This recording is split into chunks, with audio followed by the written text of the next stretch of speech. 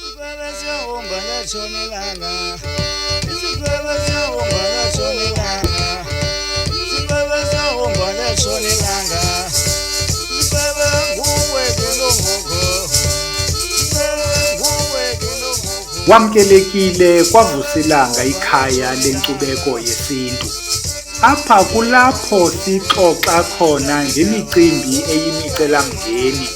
Imicelamngeni equka izigulo esijongene nazo, ukuleqwa kwethu ngabantu abathakathayo, ukufundisana ngamayeza esintu, ukufundisana ngokwenza izinto zesintu.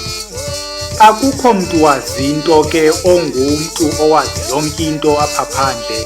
Siyafundisana, sifundisana ngokubuzana, ngokuphendula imibuzo, omnye afunde komnye, ongaziyo naye athi bendicinga uba ilolu hlobo, side kugqibeleni ukuba kuyenzeka kuphume into esivanayo ngayo ukuba abantu abadala babeyenza ngolu hlobo le nto.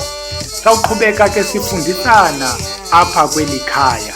Makube chusi ke kube hele Camagu.